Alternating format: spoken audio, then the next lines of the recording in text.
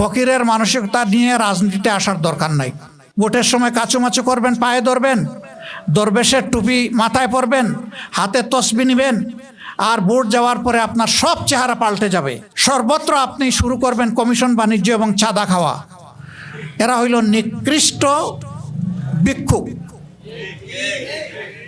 এই মানসিকতা যাদের, তাদের রাজনীতিতে আসার কোনো প্রয়োজন নাই।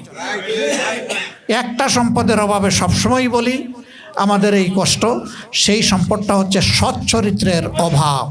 আরেক দল আছে দেখবেন, বলে যে আমরা কোরআন সুন্নাহর বিরুদ্ধে কোনো আইন করব না। আরে কোরআন সুন্নাহর বিরুদ্ধে করবা না, সাহস করে একটু বলো না কেন যে আমরা কোরআন সুন্নাহ অনুযায়ী আইন চালাবো।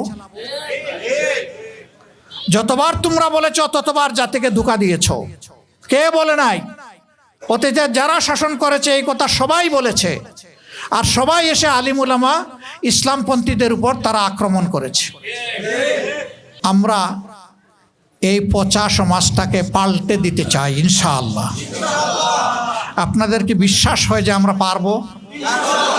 ইনশাআল্লাহ আমরা পারবো বিইজনিল্লাহ। আল্লাহ তাআলার সাহায্যে ইনশাআল্লাহ আমরা পারবো। অনেকে এগুলা স্বীকার করে, তারপরে বলে যে ভাই এই কাজটা কে করবে? আমি বলি আপনি করবেন, আমি করব। ইংলিশে একটা ফ্রেজ আছে যে সবাই তো বুঝে, but who will bell the cat? বিড়ালের গলায় ঘন্টাটা বাঁধবে কে? আসো, আমিও বাঁধবো, তুমিও বাঁধবে। আমি যখন সিলেটে ছিলাম, মাঝে মাঝে কিছু ছোট লোকের সাথে আমার মোলাকাত হতো। আমি দেখতাম একজন রিক্সাওয়ালাকে ধরে হেনস্থা করা হচ্ছে, তার চুল ধরে টানা হচ্ছে, গালে চড় কষিয়ে দেওয়া হচ্ছে। কোনো সময় গাড়িতে থাকলে গাড়ির দরজা খুলে নেমে বলতাম আমাকে একটা চড় মারেন। বলতো আপনাকে? বলে আমি ওর মতো একজন। ওরে তো আস্তে করে মেরে দিছেন, সাহস থাকলে আমার একটু মারেন, দেখি আপনার হাতে কত শক্তি। হা করে তাকায়। কি করেছে ও? ওই যে 10 টাকার জায়গায় 20 টাকা চেয়েছে ভাড়া। আমি আপনার পকেটে হাত দিয়েছিল? কয় না, তা দেয়নি। ছুরি ধরে গলায় যদি আইসা বলতো যা আছে খুলে দে, হাইজ্যাকার এসে তখন কি করতেন? কিছু বলে না। আমি বললাম তখন বাপ বাপ ডেকে তার হাতে সব কিছু তুলে দিতেন। আর তার রিক্সায় আপনি বসেছেন, সে তার রক্তকে পানি করে ঘাম জড়িয়ে আপনাকে টানে এই জায়গায় এনে আপনাকে হাজির করেছে, পৌঁছে দিয়েছে। এখন 10 টাকার জায়গায় 20 টাকা চেয়েছে, আপনার মাথা গরম হয়ে গেছে। হ্যাঁ, আপনার পকেটে সেই পরিমাণ টাকা না থাকতে পারে, বুঝেইয়া বলুন ভাই এটাই তোমার ভাড়া, এর বেশি আমার কাছে নাই। আপনি ওর গায়ে হাত দিতে গেলেন কেন? আপনার হাতে খুব শক্তি, তো মারেন দেখি, এখন আমাকে মারেন। কয় যে আমাকে ক্ষমা করে দেন। আমি ক্ষমা আর কাছে চাইতে হবে না, ক্ষমা ওর কাছে চান।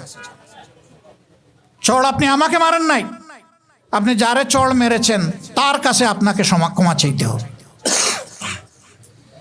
ক্ষমা চাইছে। আমি বলি ঠিক আছে, আপনার আর 10 টাকা বাড়তি দেওয়া লাগবে না, আপনি যান। আমি তখন ওই রিক্সা চালক ভাইটাকে বুকে জড়িয়ে বলতাম ভাই তুমি মনে কষ্ট নিও না, সকল মানুষ সমান নয়। এই নাও আমার সঙ্গতিতে সামান্য একটু উপহার তোমার বাচ্চাদের জন্য দিলাম, এটা খুলে দেখো না যে কত দিয়েছি, তুমি নিয়ে যাও। ঘরে যখন ফিরবে তোমার বাচ্চাদের জন্য কিছু কিনে নিও। তাতে কি আল্লাহ তাআলা আমাকে ফকির বানাই দিছেন? আল্লাহ তো সম্মানের সাথে আমাকে রেখেছেন। আমি সমাজের মানসিকতার কথা বললাম।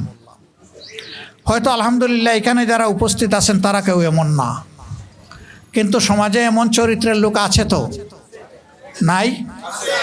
আছে। উনি অফিসে গিয়েছেন তার একটা ন্যায্য কাজের জন্য। অফিসে যিনি বসে আছেন সরকার তাকে বেতন দেয়, তার তো ওখানে কোনো টাকা পয়সা লেনদেন করার কথা না, কিন্তু সেখানে অনেক সময় ওরা চাইয়েও নেই, আবার নিজে খুশি হইয়া আগ বেড়ে দিয়ে দেয়। আপনি শিক্ষিত ডাকাতকে টাকা দিচ্ছেন, আপনার কলিজা কাঁপে না, কিন্তু একজন শ্রমিককে আপনি এইভাবে তার সাথে দুর্ব্যবহার করছেন। আপনি খুব সাহসী বীর, লজ্জা করা উচিত। আপনি আকৃতিতে মানুষ হলেও আপনি খাসলতে মানুষ নন। কেন ভাই আমাদের সমাজে এই ব্যবধানটা? এটাকে অশিক্ষিত মানুষগুলা করে?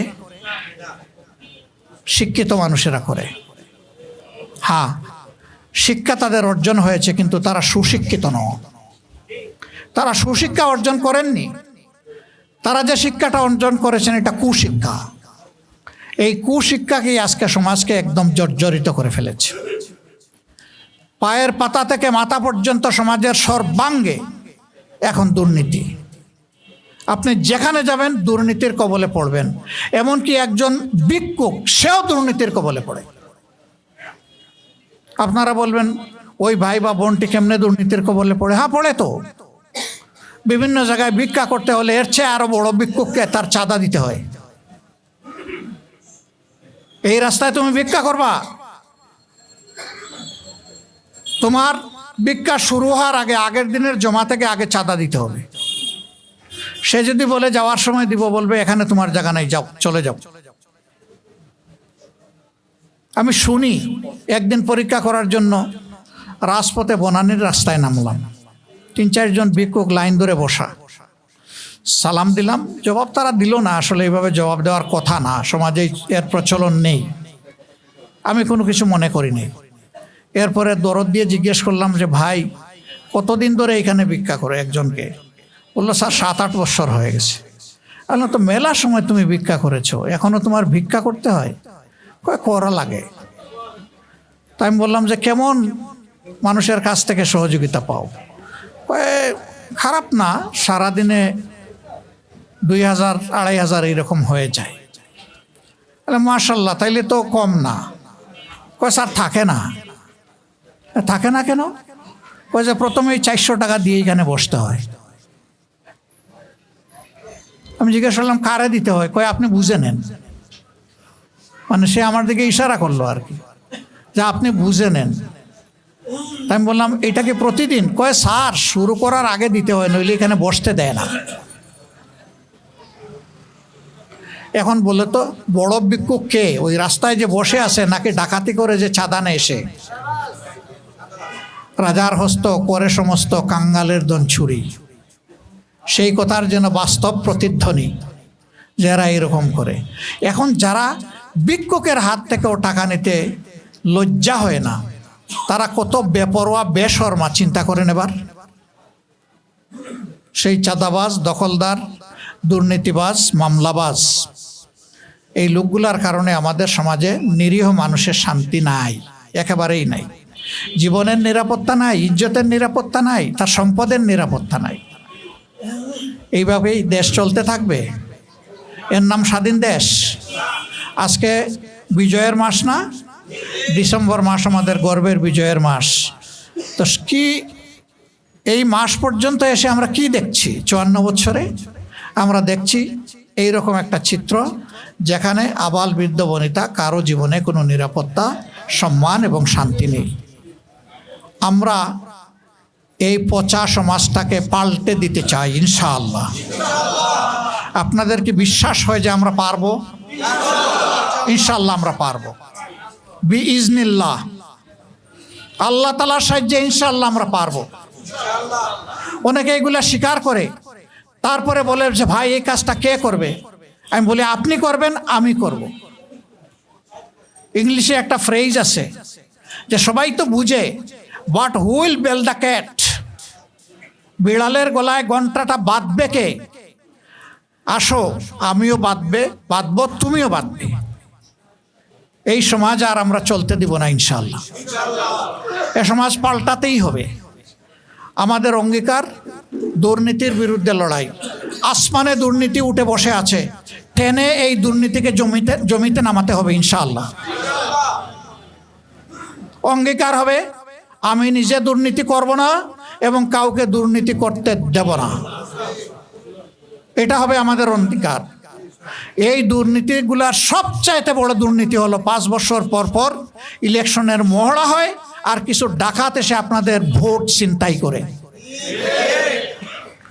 ওই জায়গাটা যেদিন ঠিক হয়ে যাবে, যার ভোট সে দিবে, ভোট দেওয়ার পর ভোট অনুযায়ী রেজাল্ট হবে, সেই দিন সবাই বুঝতে পারবে যে 5 বছর সামনে রেখে যে ওয়াদা দিয়েছি, কথা বলেছি, আচরণ করেছি, বাকি 5 বছর যদি এই রকম না করি তাহলে লোকজন ঘাড়ে ধরে আগামী 5 বছর পরে আমাকে সরাই দেবে। এই জায়গাটা নিশ্চিত করতে হবে ইনশাআল্লাহ। ফকিরের মানসিকতা নিয়ে রাজনীতিতে আসার দরকার নাই।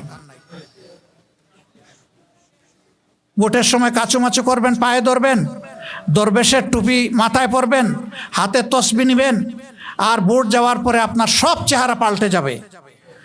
সর্বত্র আপনি শুরু করবেন কমিশন বাণিজ্য এবং চাঁদা খাওয়া। এরা হইল নিকৃষ্ট ভিক্ষুক। এই মানসিকতা যাদের, তাদের রাজনীতিতে আসার কোনো প্রয়োজন নাই। যাদের সামর্থ্য নাই, আল্লাহ তাদের জন্য ভিক্ষাকে হালাল করেছেন, কিন্তু এরা সামর্থ্যবান ভিক্ষুক। এরা দেশের টাকা লুণ্ঠন করে বিদেশে পাঠায়, বেগম বাচ্চাদেরকে আগেই পাঠাইয়া বেগম পাড়া গড়ে, আর এদেশের মানুষ দুকে দুকে মরে। আমরা আর তা হতে দিব না ইনশাআল্লাহ। এই সমাজ গড়ার জন্য আমরা আপনাদের সহযোগিতা চাই। আমাদের সন্তানেরা এমন শিক্ষা পাক, সেই শিক্ষারই আমরা ব্যবস্থা করব, যেই শিক্ষা তাদেরকে মানুষের মতো মানুষ বানাবে। সুশিক্ষায় শিক্ষিত হয়ে একদিনের জন্য বেকার থাকার প্রয়োজন হবে না, সেই শিক্ষাটাই আমরা দিতে চাই। আমাদের দেশে জনসংখ্যা নয়, আল্লাহর দান মানব সম্পদ। আমাদের দুর্ভাগ্য, আমরা জনসংখ্যাকে জনসম্পদে পরিণত করতে পারিনি। আমাদের সম্পদের কোনো অভাব নেই। আমাদের মানব সম্পদ আছে, আমাদের খনিজ সম্পদ আছে, আমাদের পানিতে সম্পদ আছে, পানির নিচে সম্পদ আছে, মাটির নিচে সম্পদ আছে। একটা সম্পদের অভাবে সবসময় বলি আমাদের এই কষ্ট, সেই সম্পদটা হচ্ছে সৎ চরিত্রের অভাব। ওই সম্পদটা নাই, আল্লাহর ভয় নাই, মানুষের প্রতি দায়বদ্ধতা নাই। যদি আল্লাহর ভয় এবং মানুষের প্রতি দায়বদ্ধতা থাকতো, তাহলে ইলেকশনের সময় যেভাবে লোকেরা বলে আমি জাতির একটু খেদমত করতে চাই, একটু সেবার সুযোগ আমাকে দেন, তো 5টা বৎসর সেবক হিসাবে কাটাতো। কিন্তু মিথ্যা ওদের বলি, দুঃখবাজ